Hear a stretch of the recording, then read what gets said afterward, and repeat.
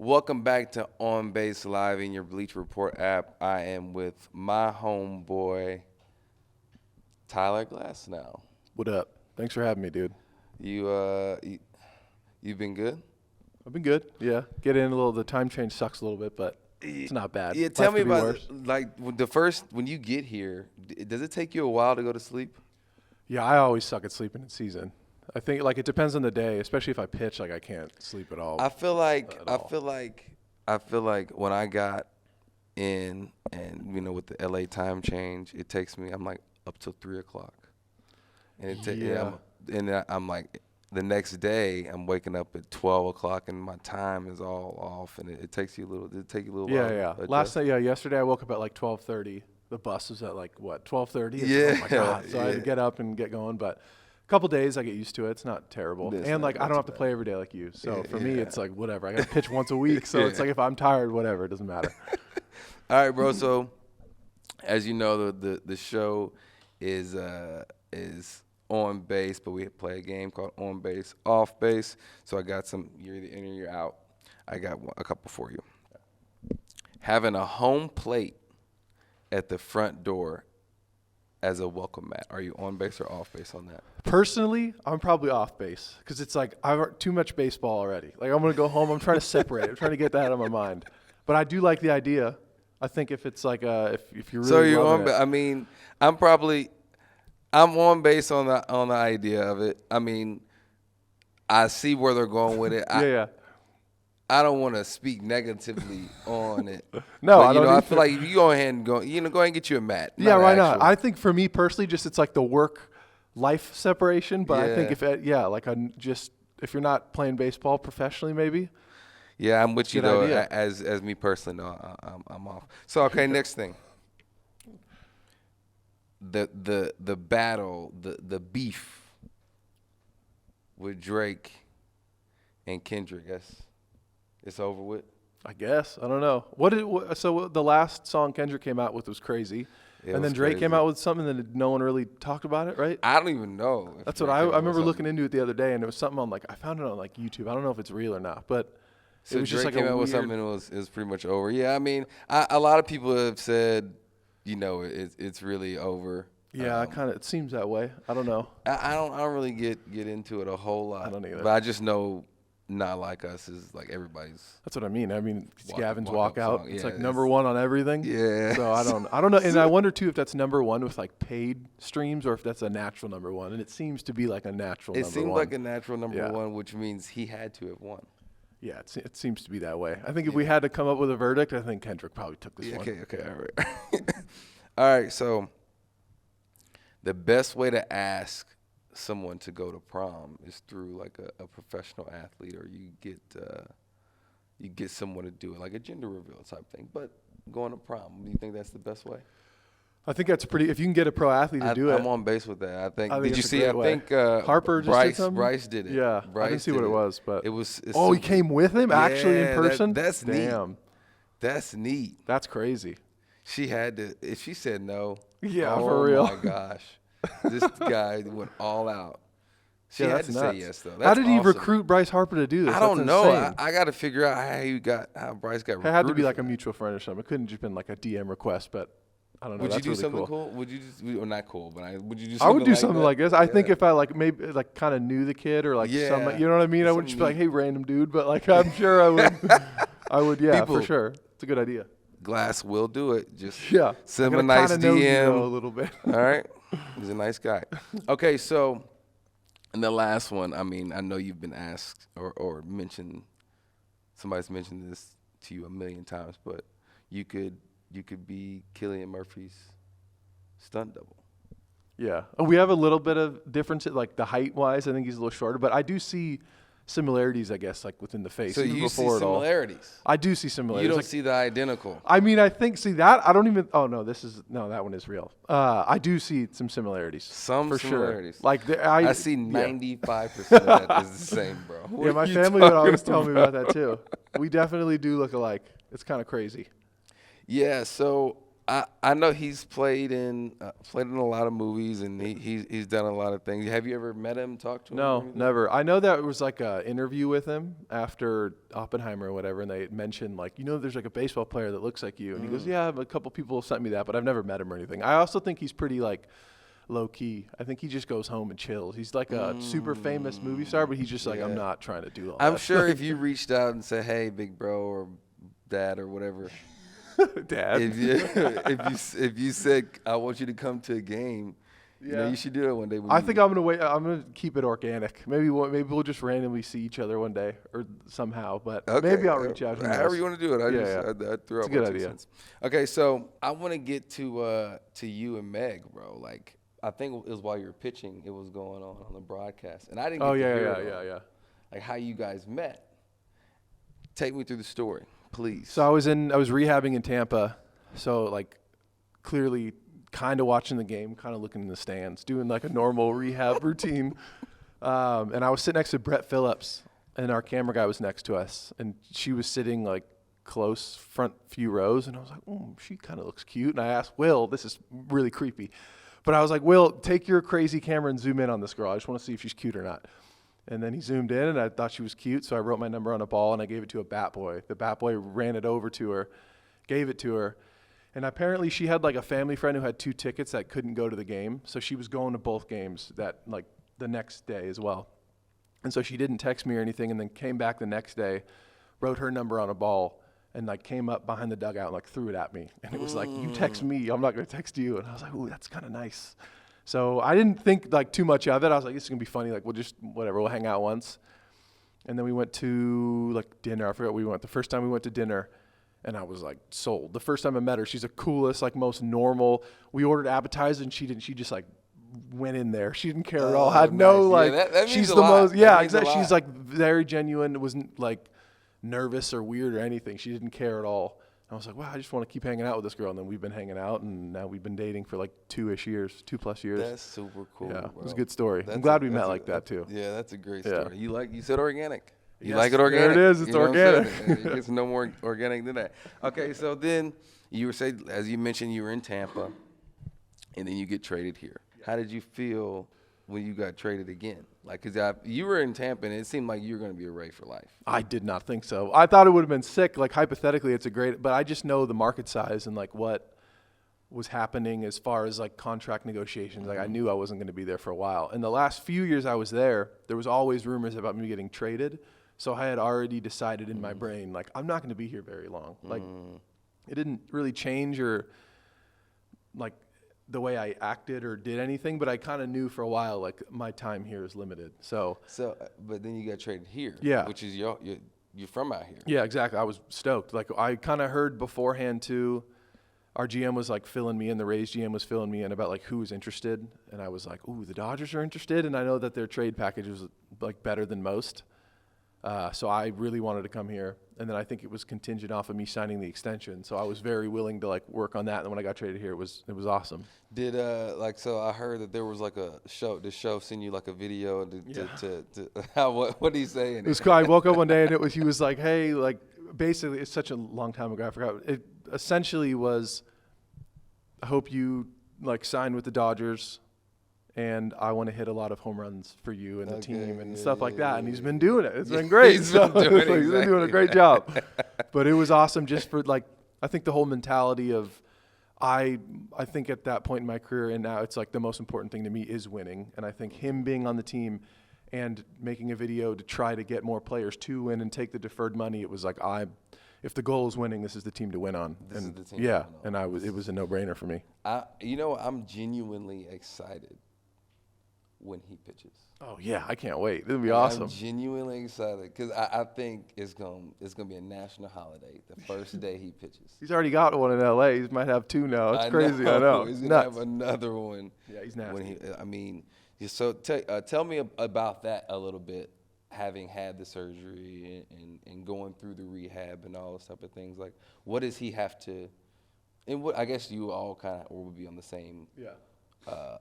Timeline. So what is that timeline kind of like? What is he going through right now while he's doing all this stuff hitting? I think it probably is helpful. It could either be helpful or annoying to like at least he's playing while he's rehabbing. I think sometimes it gets annoying when you're rehabbing and you have nothing else to do all day. You go to the field, you rehab, and then you just sit at home all day and like have nothing else to do. I think that's when it can get a little tedious, but it probably helps too that he's doing really well. You know, it like makes the off days of pitching a little harder or not as hard. But it's like an up and down thing. It's like anything. I think you take so much time off of throwing and then you get back into throwing, and the days you don't really feel perfect, the days you're like, I don't know what's going on. And there's a lot of those days. It can get a little frustrating. And I think there's always, when you wake up, there's always pain. You throw, your arm is like, oh, it's fine. You wake up the next day and it feels like it's going to fall off. So it's just a whole lot of like keeping yourself in check and balance of like, I'm going to not feel perfect all the time. It's perfectly okay. I have a lot of time to get it back. And he's such a freak athlete and takes such good care of himself. He'll have no problem coming back, and it'll all kind of work itself out. I can't wait. That's gonna be super it's gonna be awesome. Tell me about that. Do you think that the pitch clock, or I know it's going around, the pitch clock is the reason why injuries have gone up on the pitcher side? I think it's probably a multitude of stuff. It's like the pitch clock. Everyone tries to throw a billion all the time. Yeah, everybody There's does a lot try of that. to throw hard. I think if you looked at injury trends too from what did like the velo spike happen? I don't know, like 14, 15. I think like it's probably pretty consistent with injuries from mentality of throwing hard all the time. I don't know. I've never looked at it. I think it's a bunch of different reasons. I think the pitch clock sometimes you do have to throw before you're ready. I'm not like a scientist. I don't know if that is leading to it, but there are some times when you're like trying to force, I'll come set or I'll get my sign and I see there's 2 seconds left and I'm like, oh, I gotta go. Or like I go and cover first and then come back. And like you don't have as much time to chill, and especially later in a game, like 6th, 7th inning, when you're a little bit like you kind of need a little bit more time, like you just kind of have to keep it going. And I like the pitch clock as far as game time and shortening it and stuff, and like sitting there and having to watch like a 4-hour game is a little annoying. But like I think it could add to it. I don't really know. There's a lot of people. There's a lot of speculation, but I don't know. So do you think that guys, maybe an idea is like learning how to pitch more and not just throwing it? But what's the balance though? Because if you start learning how to pitch more, now you take a guy throwing 98 and now it's 94. I think it's just trying to find. That's the thing. It's like everyone talks about. Your whole career, you spent time trying to figure out how to succeed in this league, and it's not as easy just being like, all right, you throw 95, 98, let's tone it down a little bit and learn how to pitch. It's like you can't just do that within you know what I mean? Like a season. There's obviously, I think the trajectory for me anyway was I used to throw like my average velo was like 97 something. Now it's probably 96, low 96. So I think the natural evolution of a pitcher is kind of now stuff first, then learn how to pitch, and then realize you don't maybe need to use velo all the time. But it isn't one of those expedited things. You kind of have to learn in your own natural pace. But over time, and the experience allows people to understand how to pitch, and that's different for everyone. Everyone's got a different idea of how to pitch. But it's clear, too, you don't need to have 98 to succeed in this league. Like, look at all the dudes right now, like Suarez and what's the guy in the I always say his name wrong. The guy who's got like a .8 ERA. Oh, Imanaga. Yeah. You don't need to throw a billion. Like, you just got to find your successful thing. And mine happens to be kind of throwing hard. And I'm tall. And like, it works for me. This year you're leading the league in strikeouts. You're pitching great, which I love it because you'll come in, I ask, how'd you feel?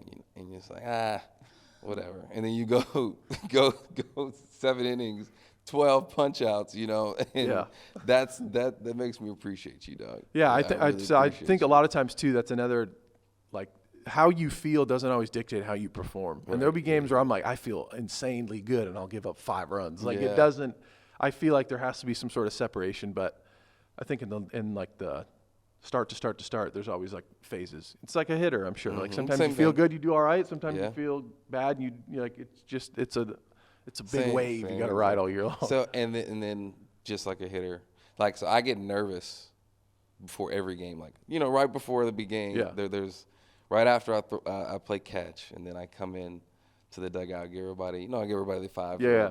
That's when I'm like I'm getting nervous. Like, all right, the first one's coming. You know what I'm saying? Whatever. Like, do you get nervous? Yeah, absolutely. Every start. I hope I never stop getting nervous. I don't want to not, like, because I think that's just your body and adrenaline, and you're perceiving it however that is. But it's like a performance enhancer But I think early on in my career, it was a performance, not it was like a de-answer to or where were you trying to act hard or something? No, like, I just was like, these feelings, I don't like being nervous, so let's try to fight and get rid of this feeling. When now it's like, no, this is good. Like I'm just kind of just embrace it. Like being nervous is having adrenaline, and just like I said before, like some of the games where I'm the most nervous, I do the best. So there's no actual.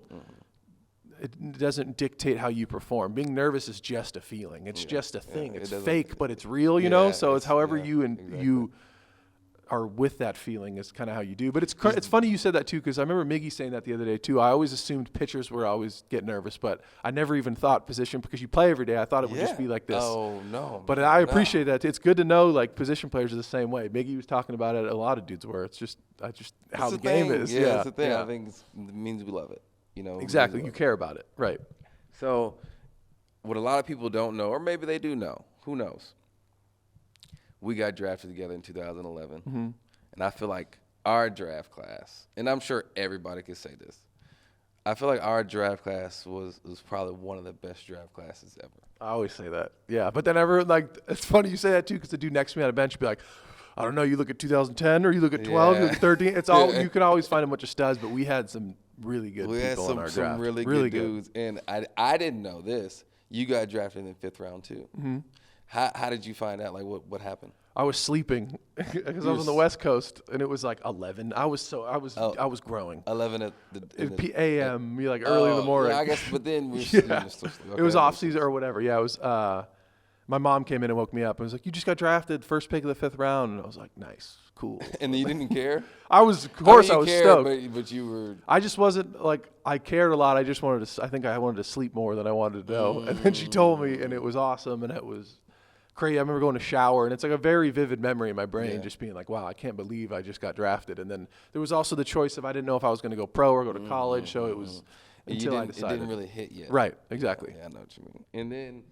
And then in 2017, you go through the minors. How was the minors? Because I'll get to 2017. How was the minors? Like, did you? I loved it. I also loved it because I shoved. Like I didn't. You know what I mean? I think a lot of times people talk about like, oh, did you like that city? And I'm like, I had a good ERA. Like that city was fine. Like you know what I mean?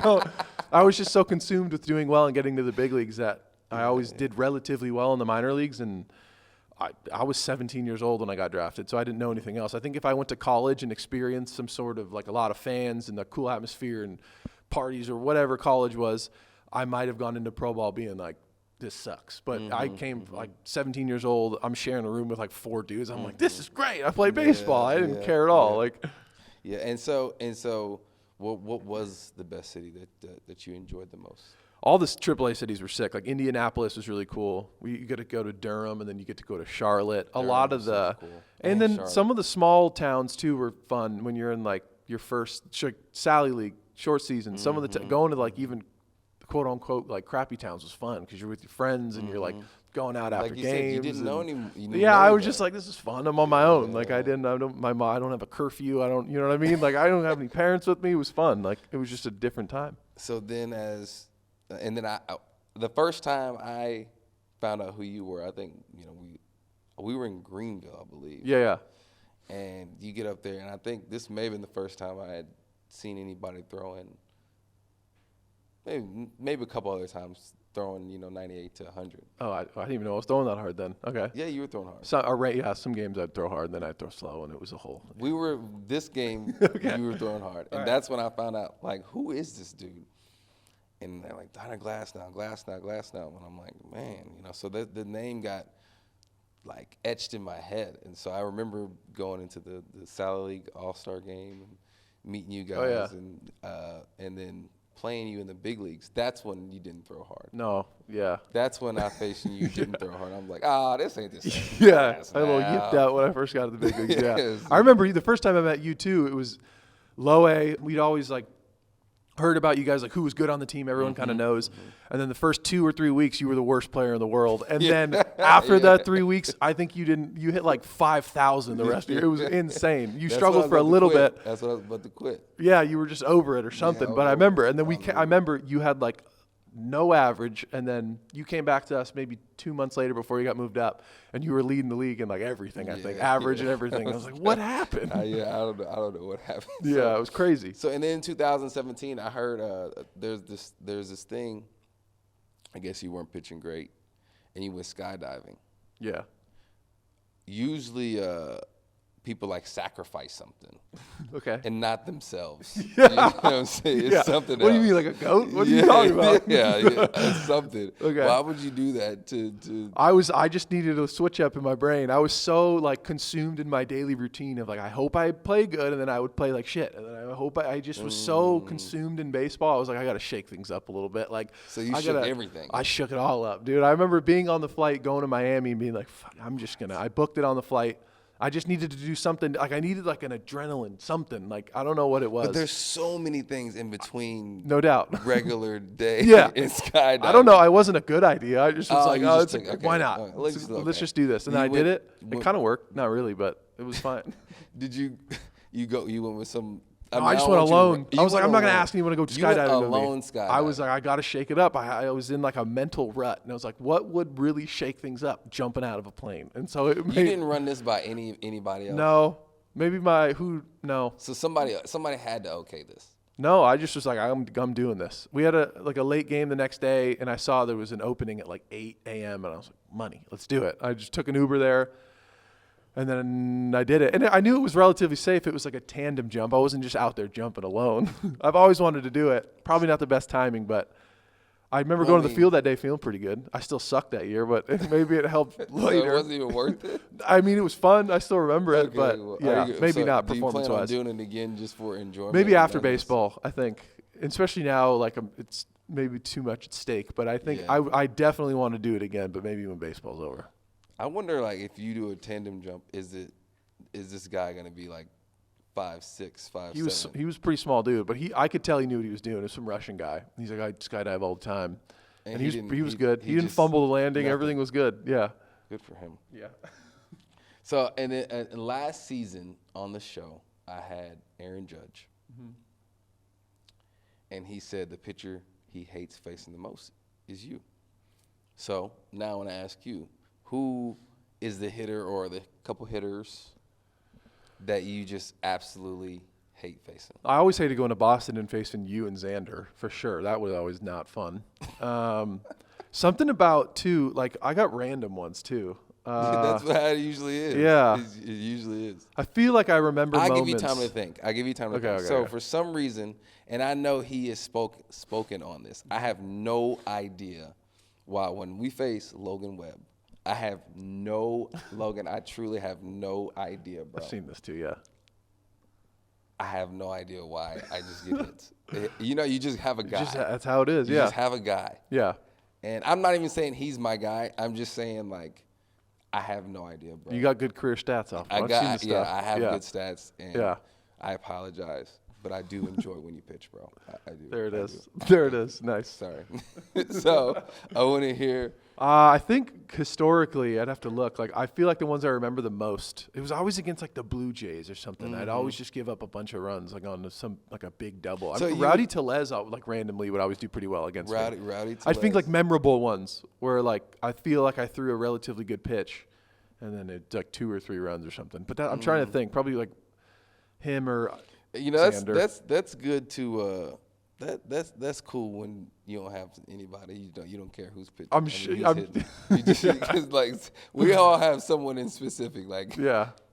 and then my guy that I could not hit, Marco Gonzalez. Really? I have no idea why. That's weird. Yeah. Man, he 88, 89. Just carving. Yeah. See, velo doesn't matter. Yeah. You don't need the velo. You just got to carve people up. Carving. When I faced him, I knew I was going 0 for 4. Really? I knew it. He bobbed when I weaved. He weaved when I bobbed. It was like man. That's impressive. It's weird. So you're 6'8", and your family is athletes as well, right? Yeah. Mom, brother, dad did like swimming and like water polo and stuff, but it's mostly my mom and brother. Like, do y'all have like family reunions where y'all play like sports and stuff against each other? Kind of. My uncle's a really good athlete as well, so we play like basketball and like normal stuff like that. Me and my brother, uncle, mom, we play basketball, whatever, cornhole, anything that was like competitive. We just mess around, play stuff. And who would you say is the best athlete of the family? Depends on like what specific stuff, like everything. You got one guy or girl. Me or my brother, I'd say. Oh, you and your brother. Nice. It's hard to. We were always so even in every sport we did. Like track and field, we'd PR the same age at the exact same thing. Wow. It was crazy. Okay. What'd you run? I did like 100, 200, high jump, long jump, and shot put. But my main thing was high jump. That was like what I was good at. And then I stopped early on because baseball and not many opportunities in track. So tell me is that why your ankle is kind of? No, that's from rolling it like a bunch of times. Oh, yeah. Basketball. From AA, I slid into we had the I forgot what game it was, but AA. I was trying to break up a double play. Yeah, that's right. It was very like, I got to help the team. I got to break up a double play, and I just destroyed my ankle. Speaking of, I see you with your ankle, and I see you working out, and you have a tattoo there. Oh yeah. What is that?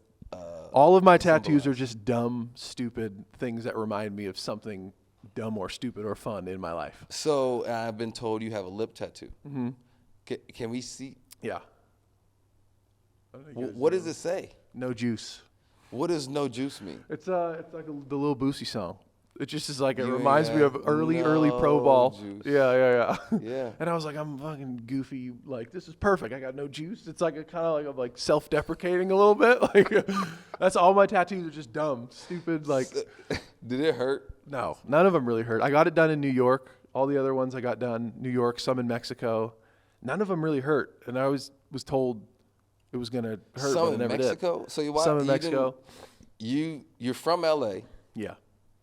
Where they got all the artists in the world. Yeah.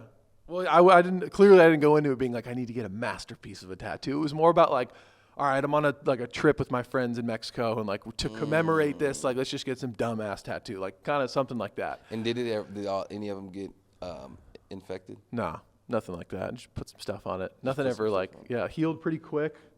None of them really. Even some of the early ones are like, oh, they'll fade. Haven't faded. They're there forever.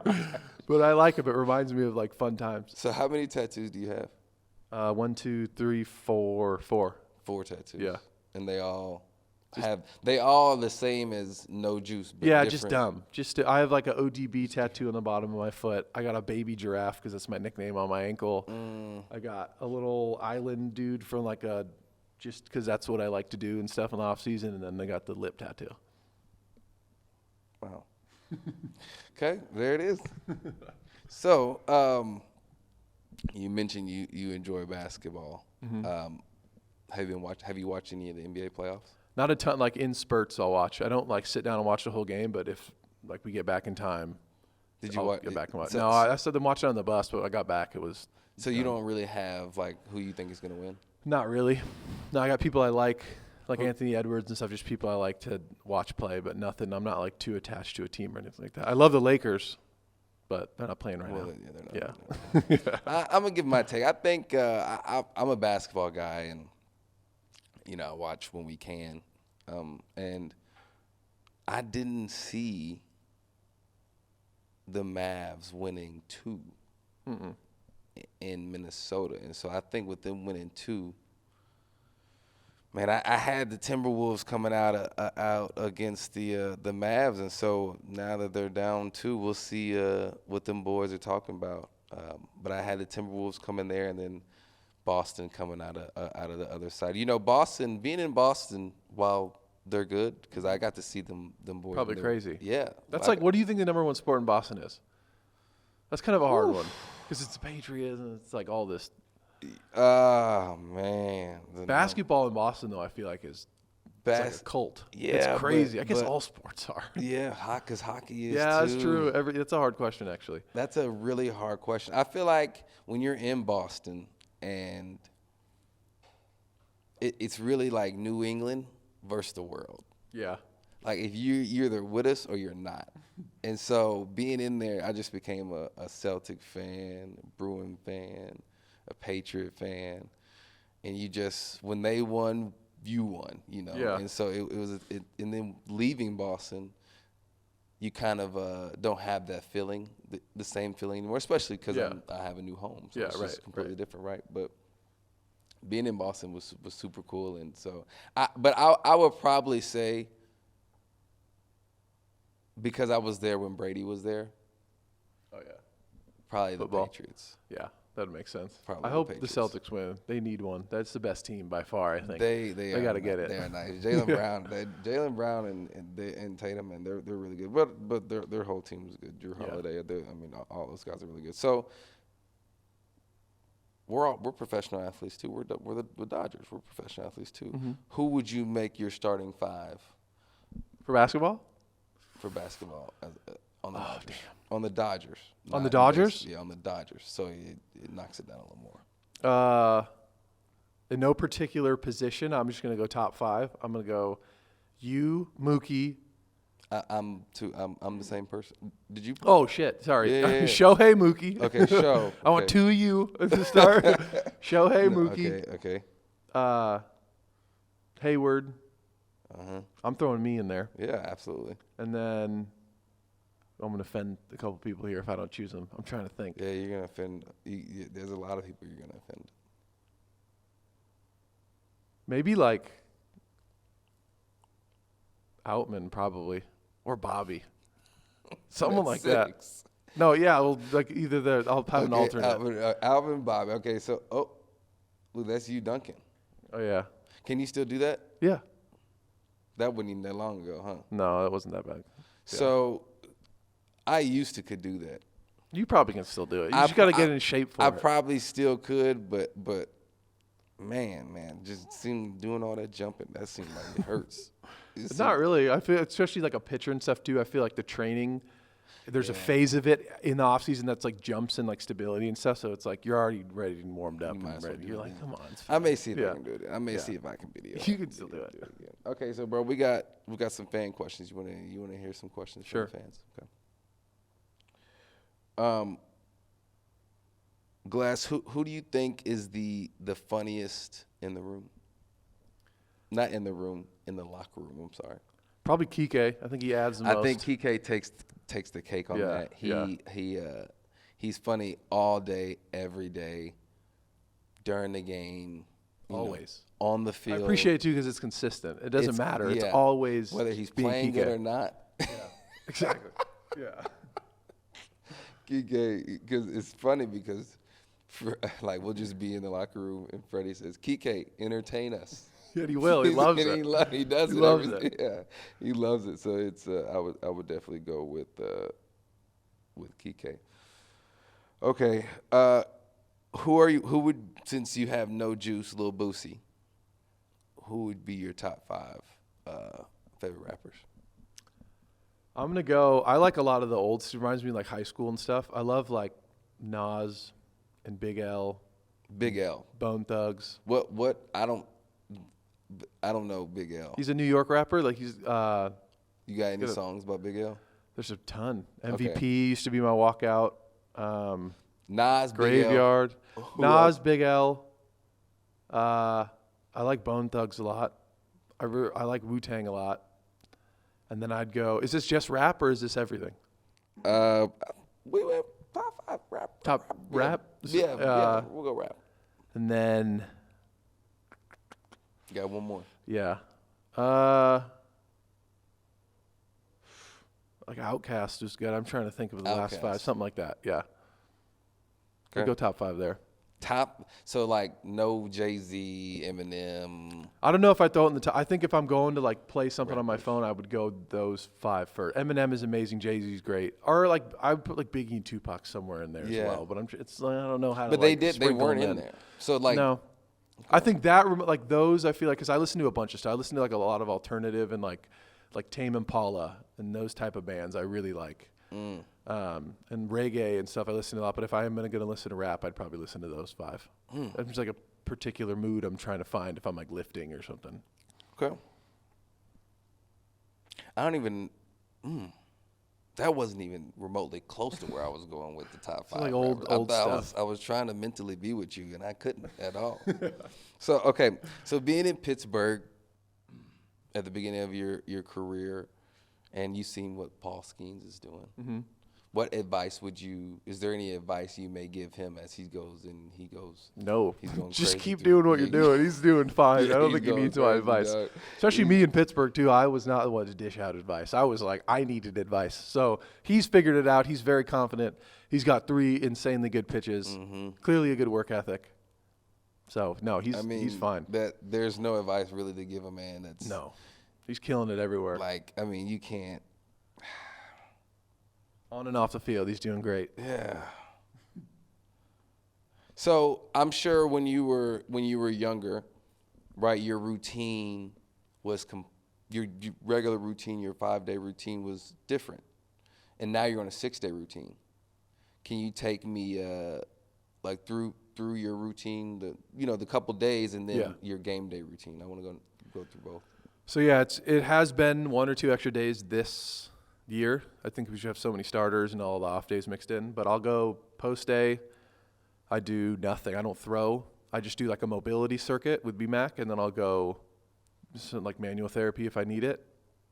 The next day, I'll just do a light throw with a lower body lift, and then I'll do needles if I need it. Mm-hmm. And then bullpen day, I'll do like throw, bullpen, upper body lift, definitely do needles after the bullpen just to like try and loosen everything up. The following day, I'll do a light throw, nothing crazy, mixed with more like manual stuff and mobility if I need it. And then the following day is another light day of throwing with just like some sort of conditioning or like, and every day before I throw, I have like a 35-minute warm-up routine I do. So like that's always included. And then the day before I pitch, it's pretty light, just mobility, and then pitch the next day. But which one of those days would not be in there if you were on a regular routine? I would go nothing post day, and then I would do a light throw, bullpen, just one small day, and then so instead of having bullpen 2 days of throwing pitch, that would be bullpen 1 day of throwing and then pitch. Okay, gotcha. Yeah. So what's your game day routine? Because Kirsch came on here and he was like at 6:53 I do this, at 6:27 like what? Yeah, So I have. So if like it's a 7, I'm trying to think. If 7:10 game, I'll go training table at 5:15. I put my Dermabond on, take my Advil, do all my stuff, time it out perfectly. Sudafed if I need it. I'll go. I'll go an hour and 10. I think was it 6:10. I'll go start my warm up. Or no, 6:05 to 6:45 would be my warm up with all that stuff I do with the weighted balls. That's the stuff. Yeah, with the weighted balls, get my stuff on. I go out to throw 25 minutes before. I don't throw very long because I just did my warm up, like my weighted ball thing to get like get me going. And then I'll do 25 minutes before, 10 minutes of throwing, 8 or 10 minutes on the mound, 5 to 7 minutes sitting and chilling before I have to go out to the mound, and then the game starts. Do you throw like a specific number of pitches, fastball away, fastball in? No, it's kind of like I'll go probably 3 to start. I'll go 3 heaters, 1 heater up, slider, heater up, curveball, heater up, curveball. It's like, and I'll vary it off of the first few. Whatever doesn't feel good, I'm trying to get it. Oh, okay. So okay, the first 12 are generally similar until I can see like what's accurate, what's not. And then with that, try not to put too much weight into my warm-ups because there'll be games where my warm-ups are amazing and I just get terrible game. And then there's games where my warm-ups are terrible and then I shove. So it's just more about like kind of getting the feel, get the confidence, and go out there and then forget about the warm-ups. I feel like that's hard to do though. Yeah, like I to think not worry about the warm-ups. Like what do you tell yourself? While I'm doing it, I'm worrying. Like I'm like trying to execute as well as I can, and then after it's like forget that. So like how do you know, like instead of throwing just 3 fastballs, like how do you know you've now thrown 8 in your arm? You can't keep doing this. It's like a feel thing. It's like hitting. If you're doing something and you're not feeling right, you're like around the ball as opposed to being through it. You probably just do it a few more times. As far as like the workload thing though, if I need to throw 10 in a row, I'll throw 10 in a row. I think it's just about getting timing because a lot of times like my fastball timing dictates my other pitches. If I'm late on my fastball, I'm probably late on my other pitches. And then there's probably certain ways to fix it, like trying to shorten up. If I throw a slider, get my heater a little bit more on time. It's a varying scale. Like certain days it's easy, certain days it's not. It's just trying to find the formula, So I got a really good question. I think on here a while back, you were voted in the top 5 or so for hair. Cool. Do you have? Can you tell us about your hair care routine? I don't really have one. That's the thing. Everyone always asks, like, whatever shampoo they got in the clubhouse and whatever conditioner. So I just use the 3-in-1 at home. If there's no conditioner, just throw whatever is in there. I don't do a lot of stuff with it. So you're just blessed. I just throw whatever I need to throw in it. And then the only thing I will have like a uniform thing on is after I'm done showering, shampoo, condition, or 3-in-1, I'll just throw like any sort of, like I have this, it's like a hair lotion or a hand lotion. It doesn't really matter. Something to make it not dry. And then I'll tie it up and then it'll dry and then I take it out and it's fine. So you, like in the morning, do you have to do anything to it? I just the thing, I just get it wet. That's Some it. days it's better than others, or if I wash it, I'll just put like some sort of oily thing in it, and then I'm good to go. Good for you. I remember I used to have hair, man. That was super. Do you miss cool. it? It's probably less maintenance now. It's way less. Yeah, maintenance. I think So that's. no, I miss having don't short hair. miss I it. can just wake up and leave. Yeah, there is no bedhead or anything. Yeah. So I got a couple more questions. If there's any hitter you could face in the in MLB history, is there Anyone? one? Anybody? Probably Babe Ruth. You want to face? Just Babe blow Ruth? heaters by him. I think you will blow heaters by. Yeah. She's like, it's harder now. Yeah. But yeah, I don't know. Probably Babe Ruth. That'd probably be my first answer. Like, I wonder if you gave him 100 fastballs.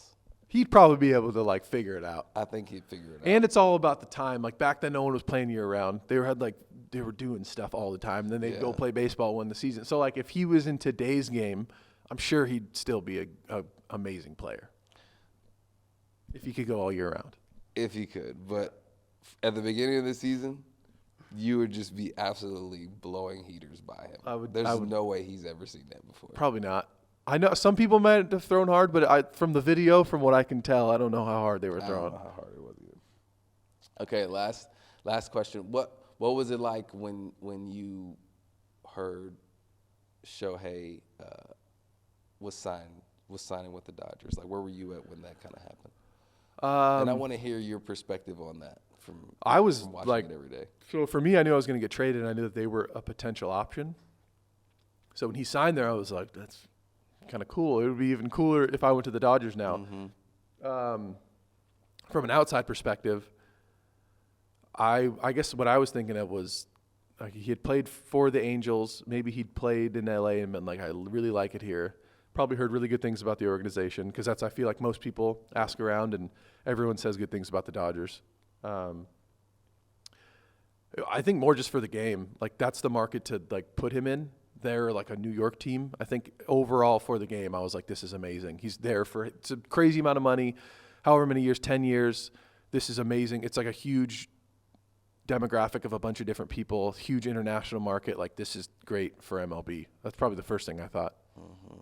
And then now seeing him every day, like is he better than or worse or whatever than what you actually thought? I feel like it's the expectations of like watching him from afar and then seeing him, he's just doing the same thing he's always done. He's just dominating. He's killing it this year. And I think the most surprising thing is how chill he is. And I think it's easy if you're hitting 360 with 13, it's easier to float around a little bit. Right. But even when he's struggling, like beginning or whatever, all the stuff going on, like he's just like, whatever. He's always happy. He'll go 0 for 4 and come in and just laugh. He has the iconic laugh. I hear it. It echoes through the clubhouse 24/7. And he's just chill. He just doesn't. He's the real deal. Yeah, he's amazing. He's just a freak. And he's going to come back and pitch. It's going to be crazy. That's what I'm super excited for. Well, Glass, thanks for coming on here. I do want to say, playing on the same side as you is actually super, super dope, man. It truly is. Seeing someone of your caliber do what you do, hold yourself to the standard that you hold yourself to, the work you put in, the willingness to listen to the coaching staff and listen to C-Mac and Mark and those guys who I know are amazing, and just be a great example. It's been great, and I'm glad we're going to be Dodgers together for a long time. And I'm stoked, man. It's been awesome so far. It's been really cool. Thanks for having me, dude. Of course. For those out there that make 3-in-1s with the conditioner, the shampoo, and the body wash, Glass is in the market. Yeah, there you go. Thank you guys for coming today. See you guys next episode. See ya.